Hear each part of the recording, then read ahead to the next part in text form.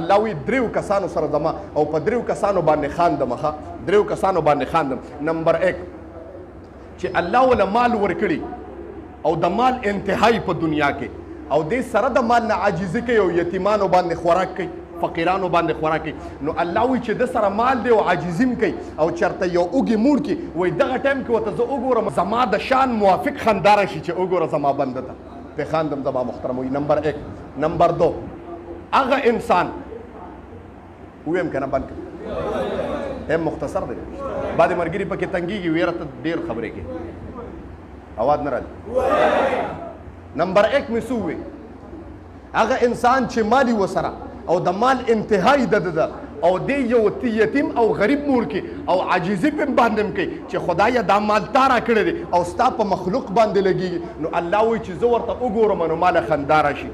نمبر 2 انسان چې مهمان نوازی کوي ملما ولا راشي ملما او دې د هغه ملما اکرام وکي او خوشحاليږي ورته وای قسم دې الله وي دغه ټیم کې مال خنداره شي چې وګوره بنده ته ځکه دنیا کې درې سيزونه دي چې دا درې رحمت ته خو لیکن مونږ غضب ګڼو مونږ ته لعنت جوړ کړی دی په دنیا کې درې سيزونه د الله د طرف نه رحمت ته خو مونږ ته لعنت جوړ کړی. نمبر 1 باران د الله رحمت ته خو چې ډیر شنه مونږ خدای ته ودراوه داسې په قهر بعد خره پیری چې عذاب شروع شوی دی پرې خلک ما دا الفاظ وره نو باران د الله رحمت ته خو چې ډیر شنو خلک یې بد ګڼي. نمبر 2 مهمان الکه چې ملمانه خلکو کړه ډیر خلک ویره چې دا د خدای په قهر د ما دا کور داسې ځای کې دی چې د بازګړې دغه ته جوړه شوی سو ورته انتظارګاتی جوړه شوی د شابازګړې د ما دا کور نه نو الکه مهمان دا د الله د طرف نه رحمت ته خو چې ډیر شنو خلک یې بد ګڼي. او نمبر 3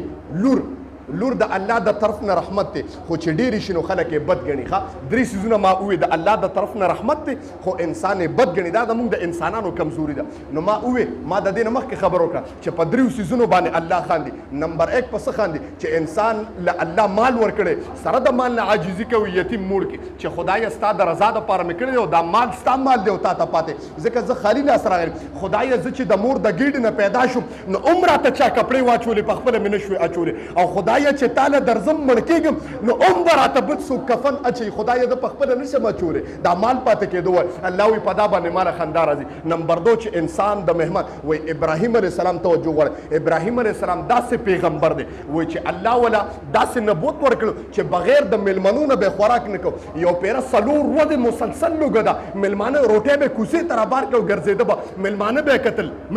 کتل چې ملمانه شته نو چې ملمانه به نو کور ته بدن نشه ناره به یې تېره کړه څلورم 15 مرض باندې راوته ناره ده ملمانه نشته چې وې کتل یو 15 کسان مزدوران کافران دي چې مزدوري کوي د شکور نیولې دی منډې وپسې وایي چې ورله هغه مزدورانو ته راځئ ما سره ډوډۍ وخوره هغې ورته زمونږ غریبي ده که ډوډۍ ته پاتې کېږو نو زمونږ نه مزدوري خرابوي او زمونږ دا مالک چې دا ډېر ظالم دی دی مونږ له دمه نه راکړي مونږ د ماښامې په یو ځای روټۍ خورو نشو خوړی. نو دا ابراهیم علیه السلام ورته وایي زما ده وایي ما ته لوږه ده او بغیر د مېلمنو خوراک کوم نه تاسو ته ویم ښه ما ته لوږه ده او بغیر د مېلمنو نه خوراک کوم زه راځئ تاسو کور ته بوځم زه دله مزدوري در کوم د نن ورځې ما سره ډوډۍ مو خورئ داسې څوک شته هلکه داسې څوک شته چې وایي تا له مزدوري در کوم او ما سره روټۍ وخوره څه قسم دی څه د الله عجیبه غوندې دغه وایي مزدوران 15 کور ته را روان شو چې کېناستل اوس ابراهیم علیه السلام ناست په خپل هم نوړی خوري او هغه کافرانو نه چې د خدای سره شرک کړی دی یو مزدور نه په خوله کې نوړی هم ورکوي په نبوت واده باندې لاس باندې وایي چې کله ډوډۍ ختمه کړه وایي دا مزدورانو وایي قسم د عجیبه غوندې کس خو دی خوله کې نوړی هم راکوي یو مزدوري هم راکوي وایي سترګو نه هم اوښکې بهېدې ورته یې وایي ته څوک یې وایي مزدوري چې ورکوله ورته یې وایي زه د الله پیغمبر او د الله وحدانیت کوم وایي هغه 15 مزدورانو ورته جمله وي وایي د کوم خدای چې ته وحدانیت بیانې زمونږ ستا په لاس باندې بیعت د مسلمانان شو څوک سره سبحان الله داسې مهمان نوازي د الله د طرف نه رحمت ته زما ملما نو الله وی دویم هغه کس چې هغه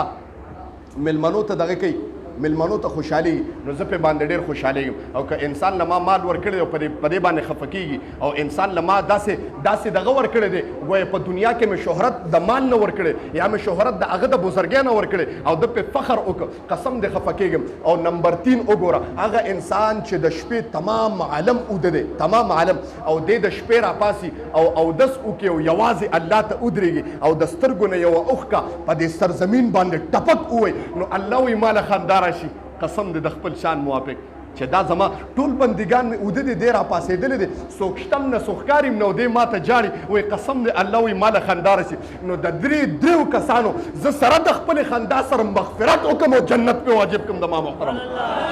نو زه یم دنیا کې تکبر نه دی پکار